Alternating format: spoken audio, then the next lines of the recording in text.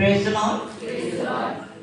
परमेश्वर का धन्यवाद करती हूँ इस समय के लिए कि परमेश्वर ने हमें ये समय दिया है कि हम उसकी आराधना और स्तुति करें। और अपने पासवान का धन्यवाद करती हूँ कि उन्होंने ये मौका दिया मुझे कि मैं आपके साथ वचन को शेयर कर सकूँ। प्रार्थना करेंगे। धन्यवाद धन्यवाद धन्यवाद मेरे परमेश्वर, तेरा धन्यवाद करते हैं। हम उम्मीदों के साथ प्रभु के पास आते हैं, हम जवाब सुनने के लिए प्रभु के पास आते हैं। वेलकम होली स्पिरिट, हम आपका स्वागत करते हैं, आपकी उपस्थिति को चाहते हैं पिता परमेश्वर अपने बीच में। सुनने और सुनाने के लिए प्रभु आपका अनुग्रह हो, प्रभु यीशु मसीह के नाम से आमीन। मैंने जो वचन तैयार किया था और मेरी भाई सबसे बात भी हुई थी उस बारे में, काफ़ी टाइम लगा मुझे वचन बनाने में, लेकिन कल ऐसा हुआ कि मुझे खुदा ने एक नई चीज़ रिवील करी और एक नया वचन दिया जो मैं आज आप लोगों के साथ शेयर करूंगी। निकालेंगे हम यूहन्ना और उसका 21 बाब।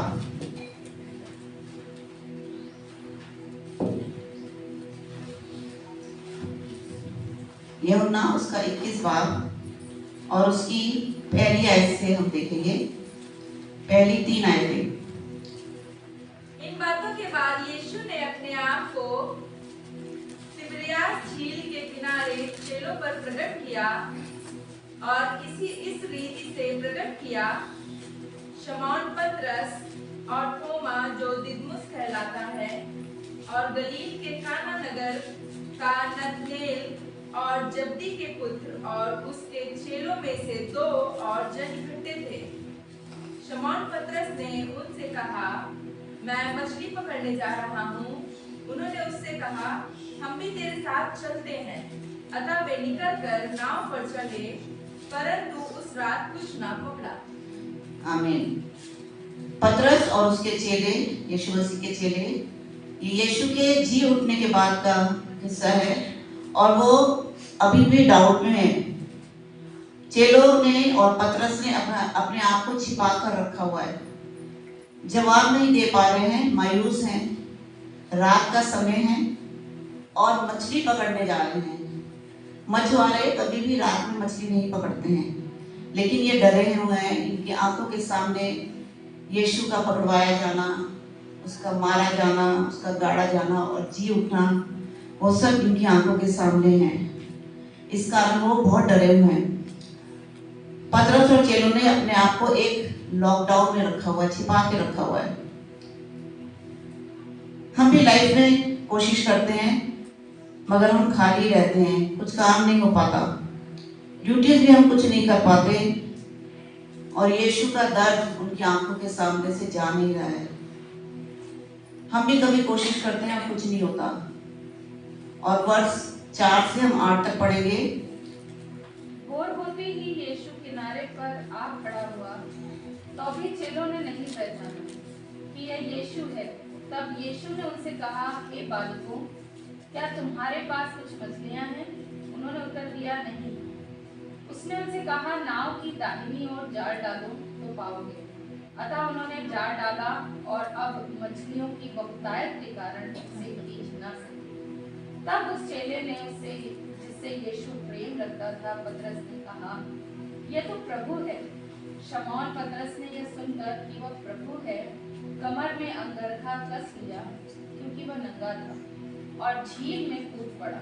परंतु दूसरे चेले डोंगी पर मछलियों से भरा हुआ जाल खींचते हुए आए, क्योंकि वे किनारे से अधिक दूर नहीं, पर कोई 200 हाथ पर थे। उन्होंने यीशु को नहीं पहचाना। यीशु के क्रूस के चेहरे को उन्होंने देखा था। अब यीशु ही उनसे मछली मांग रहा है।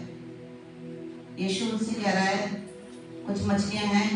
यीशु नया नहीं है उनके लिए, वो उनका प्रेजेंट, पास्ट और फ्यूचर सब जानता है। तो भी पूछ रहा है, क्या तुम्हारे पास कुछ मछलियां हैं? ये दर्शाता है कि उस एरिया में प्रभु काम करना चाहता है जो एरिया कमजोर है। कमजोर एरिया में वो काम करता है। उनके पास कुछ नहीं है, टूटे थे, थके थे, मायूस थे, जाल डाला, मुश्किल उठाई, रात भर कोशिश की, मगर निराशा ही उनको मिली। और यीशु पूछ रहा है कि क्या तुम्हारे पास कुछ खाने को है? यीशु बार बार ध्यान कराता है हमारे टूटे मन पर, फेलियर पर, बीमारी पर। आज हम इन चीजों को यीशु को दे दें। यीशु ने कहा, नाव की दाहिनी ओर जाल डालो। यीशु ने उनसे कोई क्वेश्चन नहीं किया, उसने सिर्फ डायरेक्शन दी। जाल डालो तो पाओगे, दाहिनी ओर डालो तो पाओगे। उनके पास यीशु को देने के लिए कुछ भी नहीं था। अब यीशु ही उन्हें रास्ता दिखा रहा है। हमारी प्रॉब्लम्स के ऊपर वो सॉल्यूशन बताता है। दाहिनी ओर डालो तो पाओगे, अपने चेलों को कह रहा है। यीशु ने एक रास्ता बता दिया, आवाज पर कान लगाया। धीमी आवाज होती है यीशु की, हमें भी कान लगाना है। जाल डाला तो मछलियों की बहुतायत के कारण वो खींच नहीं पा रहे हैं। यीशु की आवाज सुनी, जाल डाला, मछलियां भर कर आ गई। अब जाल भी उनसे नहीं खींच पा रहा है। जब हमारी लाइफ में फेलियर होता है, फिर भी हम कोशिश करते हैं, और जब यीशु के पास आते हैं तो कभी हम निराश नहीं होते। यीशु हमारी सारी कमजोरियों से हमको छुड़ाता है, हमारे अकेलेपन को दूर करता है, हमें ताकत देता है, हमें संभालता है।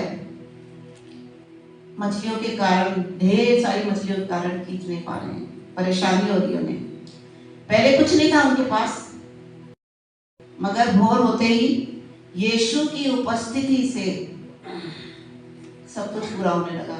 यीशु की उपस्थिति उन्हें नजर आने लगी, परिस्थितियां बदलने लगी, चेंज होने लगी। इतनी मछलियां थी कि जाल खींच नहीं पा रहा था, इतनी मछलियां थी। God wants to give us His blessings. परमेश्वर अपनी आशीषें हमें देना चाहता है, बहुतायत की आशीषें। जैसे मछलियां जाल में भर गई, बहुतायत की मछलियां थी, वैसे ही परमेश्वर मुझे और आपको बहुतायत की आशीषें देना मांगता है। वर्ष 7 में लिखा है, चेले ने कहा, यह तो प्रभु है। ये यूहन्ना द्वारा लिखी गई पुस्तक है, और यीशु जिससे प्रेम करता था उसी ने ये पुस्तक लिखी है। कई बार हम कहते हैं कि हम यीशु से प्रेम रखते हैं, कहते हैं ना हम यीशु से प्यार करते हैं, मगर क्या हम ये भी कह सकते हैं कि यीशु हमसे प्यार करता है? किस तरह का प्रेम हम यीशु से रखते हैं? पतरस नंगा था, यीशु की उपस्थिति में हमें अपनी कमियां भी नजर आने लगती हैं। उसको अपना नंगापन दिखाई दिया। हम छुपाते हैं और उससे निकलने की कोशिश भी करते हैं। प्रभु का प्रेम हमें कमियों से निकालता है। ये प्रभु का प्यार है कि वो हमें कमियों से निकालता है। हम उसकी उपस्थिति को ढूंढें, उसकी सर्च करें, उसको फाइंड करें, यीशु को ढूंढें। हमें यीशु को ढूंढना है। चेले जाल खींचते हैं, और कोई 200 हाथ की दूरी पर था जाल किनारे से, और पतरस छुपकर पानी में कूदा, नंगेपन को छिपाने के लिए, अपनी कमी को छिपाने के लिए पतरस नदी में कूदा। परमेश्वर की उपस्थिति से कमियां नजर आने लगती हैं। जीसस ने उन्हें कुछ उल्टा सीधा नहीं कहा, कुछ उनको डांटा नहीं, कुछ नहीं कहा। एक्सपेक्ट करें कि प्रभु आपके जीवन में सब चीजें बदल देगा। प्रभु हमारे जीवन में सब कुछ बदल देता है। वर्ष 9 से पढ़ेंगे। जब वे किनारे पर उतरे तो उन्होंने कोयले की आग और उस पर मछली रखी हुई और रोटी देखी। यीशु ने उनसे कहा, जो मछलियां तुमने अभी पकड़ी हैं उनमें से कुछ लाओ। तो शमौन पतरस ने डोंगी पर चढ़कर 153 बड़ी मछलियों से भरा हुआ जाल किनारे पर खींचा, और इतनी मछलियां होने पर भी जाल ना फटा। यीशु ने उनसे कहा, आओ भोजन करो। चेलों में से किसी को साहस ना हुआ कि उससे पूछे, तू कौन है? क्योंकि वे जानते थे कि यह प्रभु ही है। यीशु आया और रोटी लेकर उन्हें दी, और वैसे ही मछली। यह तीसरी बार है कि यीशु मरे हुओं में से जी उठने के बाद चेलों को दिखाई दिया। यीशु ने पहले ही से आग का इंतजाम कर रखा है, पहले से ही वहां आग जल रही है। वो अपने चेलों की और उनके शरीर की परवाह कर रहा है। वो पानी में है, ठंडेपन में है, और यीशु पहले से ही उनकी परवाह कर रहा है। आग जल रही है। वो हमारे शरीर की रक्षा करता है, हमारे शरीर की देखभाल करता है। उनके अंदर ठंडापन घुस गया था और उसने उनके लिए आग का इंतजाम किया, चेलों के लिए। आत्मिक तौर पर हम लोग ठंडे हो जाते हैं। सुबह और शाम की दुआ ही काफी नहीं है। आप ना ठंडे हैं ना गर्म है, मगर आप गुनगुने हैं। हमें प्रभु में बने रहना है। ये फायर जो है ना, आपको फायर की आग की जरूरत है। ये वाली फायर, पवित्र आत्मा की आग, इसकी हमें जरूरत है। होली स्पिरिट की हमें जरूरत है। उसके लिए हमें मांगना पड़ेगा परमेश्वर से। मांगे परमेश्वर से कि परमेश्वर अपना होली स्पिरिट हमें दे। रोटी तो यीशु खुद ही है। उसने कहा जीवन की रोटी मैं हूं। कोयले पर पहले से ही मछलियां हैं, कोई चिंता की जरूरत ही नहीं है कि मेरा क्या होगा।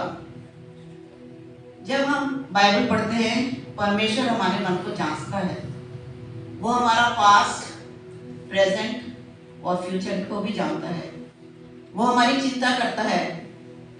शैतान कई बार दिन हमारे मन में घुसकर हमें कमजोर करता है, हमारे मन को खराब करता है। बुरी सोच रखवाता है शैतान हमारे अंदर, हमारी जिंदगी पर अधिकार करने लगता है। दुष्टता हमारे माइंड में आती है। लेकिन यीशु जब हमारे साथ है तो हम इन सब चीजों पर फतेह हो सकते हैं। हम इन सब चीजों से नजात पा सकते हैं। यीशु हमारे माइंड में अगर है तो सब कुछ पूरी हो सकती है।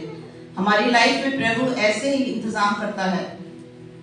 पतरस को नहीं मालूम था रोटी और आग के बारे में, मछली के बारे में, वो नहीं जानता था। यीशु सब कुछ तुम्हारे लिए पूरा करेगा। जब हम टूट जाते हैं तब भी हमारे साथ प्रभु खड़ा है, पूरे इंतजाम करता है। 153 बड़ी मछलियां, वर्ष 11 में लिखा है 153 बड़ी मछलियां। ये तिब्रियास की झील है, एक बहुत बड़ी झील है, और इसमें हर प्रजाति की 153 मछलियां पाई जाती हैं।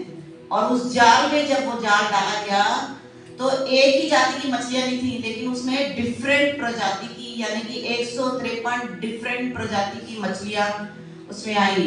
हर जाति की मछली उसमें फंस गई।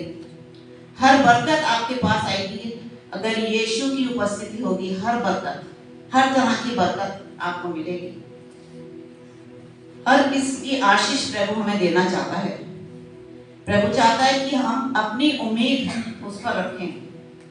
वो हमको आशीषों से भर देगा, आशीषों से, ब्लेसिंग से प्रभु हमें भर देगा।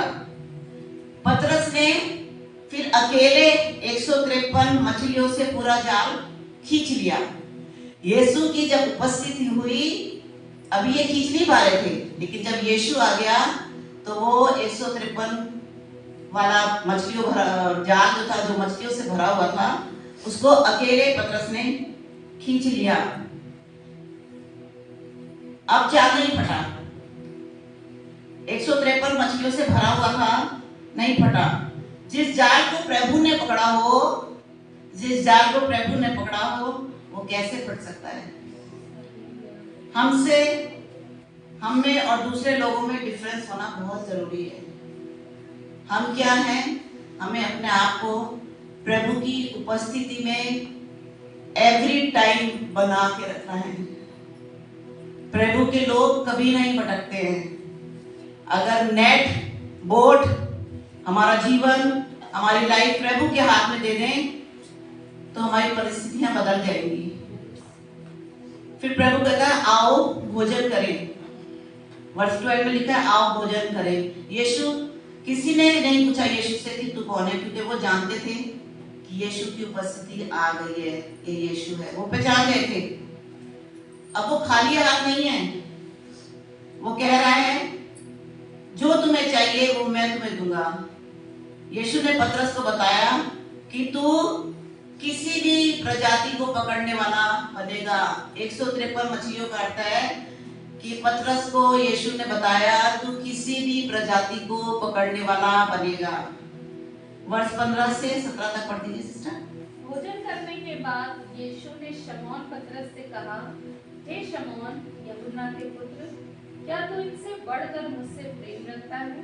उसने उससे कहा, हाँ प्रभु, तू तो जानता है कि मैं तुझसे प्रीति रखता हूँ। उसने उससे कहा, मेरे मेमनों को चरा।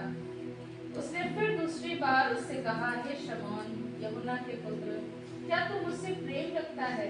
उसने उससे कहा, हाँ प्रभु, तू जानता है कि मैं तुझसे प्रीति रखता हूँ। उसने उससे कहा, मेरी भेड़ों की रखवाली कर। उसने तीसरी बार उससे कहा, हे शमौन यूहन्ना के पुत्र, क्या तू मुझसे प्रीति रखता है? पतरस उदास हुआ कि उसने उससे तीसरी बार ऐसा कहा, क्या तू मुझसे प्रीति रखता है? और उससे कहा, हे प्रभु, तू तो सब कुछ जानता है, तू यह जानता है कि मैं तुझसे प्रीति रखता हूँ। यीशु ने उससे कहा, मेरी भेड़ों को चरा। आमीन। यीशु ने पतरस से तीन बार पूछा, हे शमौन यूहन्ना के पुत्र, क्या तू इनसे बढ़कर मुझसे प्रेम रखता है? और उसने उससे कहा, हाँ प्रभु, तू तो जानता है कि मैं तुझसे प्रीति रखता हूँ। उसने उससे कहा, मेरे भेड़ों को चरा। फिर दूसरी बार सेकंड टाइम उससे कहा, हे शमौन यूहन्ना के पुत्र, क्या तू मुझसे प्रेम रखता है?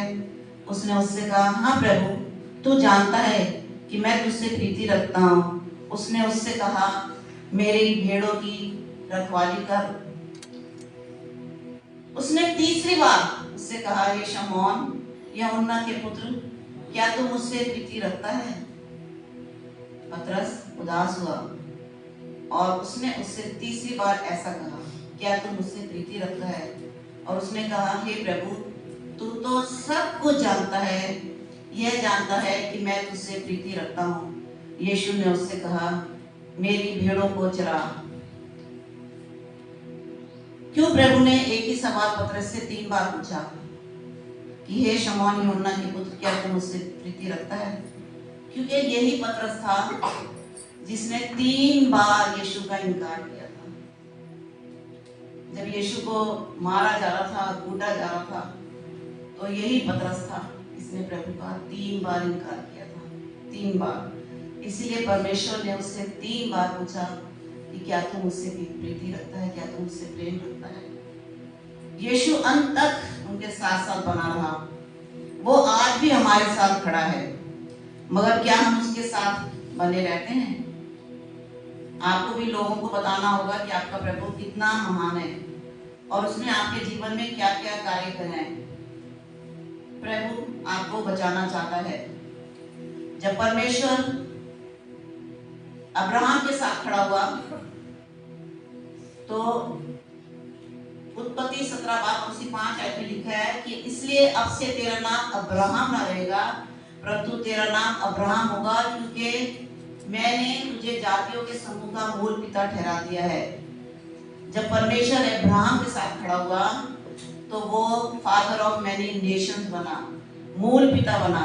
जब वो यूसुफ के साथ खड़ा हुआ तो उसकी यूसुफ के सपने को पूरा हुआ, उसकी ड्रीम्स फुलफिल हुई। जबकि उसने इतनी परेशानियां उठाई, मैंने डिफिकल्टीज उसने फेस करी, तब भी वो जाके क्या बना दिया खुदा बाप ने उसको प्राइम मिनिस्टर। उत्पत्ति 11 उसकी 37 से 44 आयत में लिखा है। मैं रेफरेंस दे रही हूँ, पढ़वा नहीं रही क्योंकि फिर ज्यादा टाइम हो जाएगा। जब परमेश्वर मूसा के साथ खड़ा हुआ तो मूसा के द्वारा परमेश्वर की उपस्थिति में मूसा ने फिरौन को हरा दिया। निर्गमन 3:7 से 14 में लिखा है।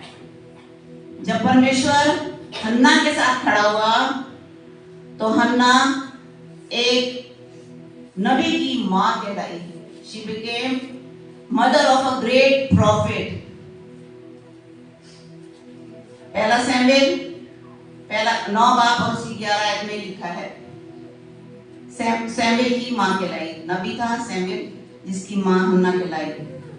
जब वो दाऊद के साथ खड़ा हुआ तो दाऊद ने इतने शक्तिशाली, इतने बड़े गोलियत को एक पत्थर के द्वारा हरा दिया, छोटा सा पत्थर, और उसके द्वारा उसने हरा दिया। जब वो डैनियल के साथ खड़ा हुआ तो जब डैनियल को शेरों की मान में डाला गया तो परमेश्वर ने शेरों के मुंह को बंद कर दिया। शेर उसके दोस्त बन गए, शेर शांत हो गए। जब वो मरियम के साथ खड़ा हुआ तो कुंवारी मरियम गर्भवती हुई और उसने यीशु को जन्म दिया और वो यीशु की मां कहलाई।